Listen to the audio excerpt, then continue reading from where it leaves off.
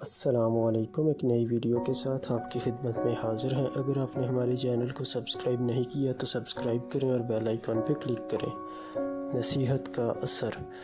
پہلے وقتوں میں کسی کو کوئی بھی حاجت درپیش ہوتی یا کوئی مشکل ہوتی تو وہ حاجت مند کوئی کام کرنے سے پہلے مشورہ لینے کے لیے کسی بزرگ کے پاس ضرور جاتا تھا۔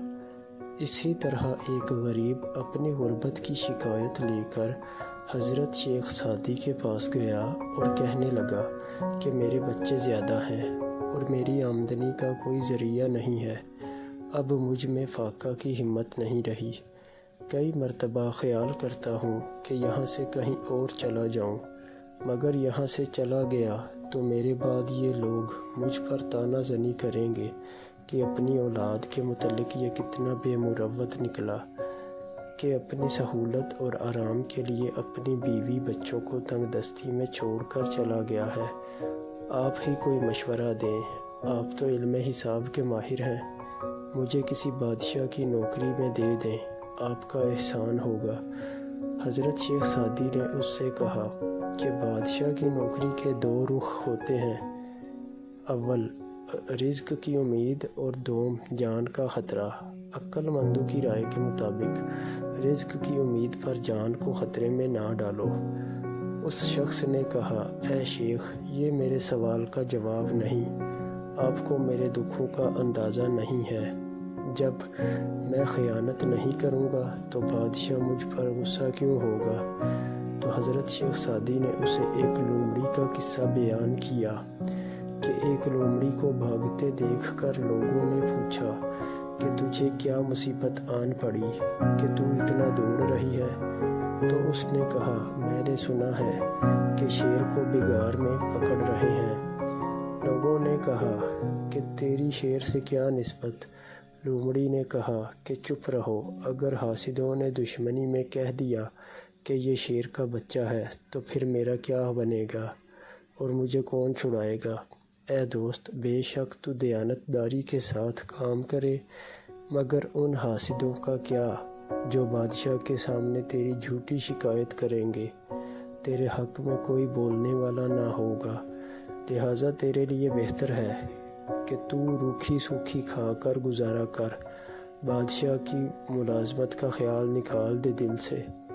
شیخ سعدی کی باتیں سن کر وہ شخص غصے میں آ گیا، چنانچہ شیخ سعدی نے اس کو بادشاہ کی نوکری میں دے دیا۔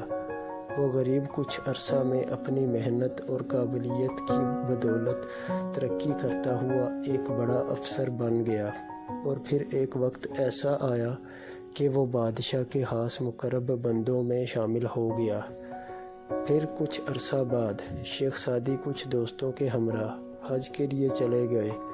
جب حج کی سعادت سے واپس لوٹے تو وہی شخص پھر پھٹے پرانے کپڑوں میں تھا۔ اس کی یہ حالت دیکھی تو شیخ نے حیرت کا اظہار کیا اور پوچھا کہ تیرے ساتھ کیا ہوا ہے؟ تو اس نے کہا کہ آپ کا کہا سچ ثابت ہوا، میرے حاسدوں نے مجھ پر خیانت کا الزام لگایا اور بادشاہ نے صحیح معنوں میں تفتیش نہیں کروائی۔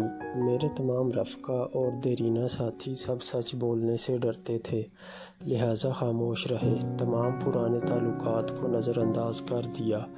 لوگ بڑے آدمی کی تعریف کے لیے سینے پر ہاتھ باندھتے ہیں، اگر زمانہ اس بڑے آدمی کو گرا دے تو یہی لوگ اسے پاؤں تلے روند ڈالتے ہیں۔ حضرت شیخ سعدی نے اسے کہا کہ تو نے میرا مشورہ نہ مانا، اور میں نے تجھ سے نہیں کہا تھا کہ بادشاہوں کی نوکری دریا میں رہنے کے مترادف ہے، جس میں بڑا خطرہ ہے، اور میرے کان میں نصیحت کی بات نہیں پہنچتی تو کیا تو جانتا نہیں کہ میرے پاؤں میں بیڑیاں پڑ سکتی ہیں؟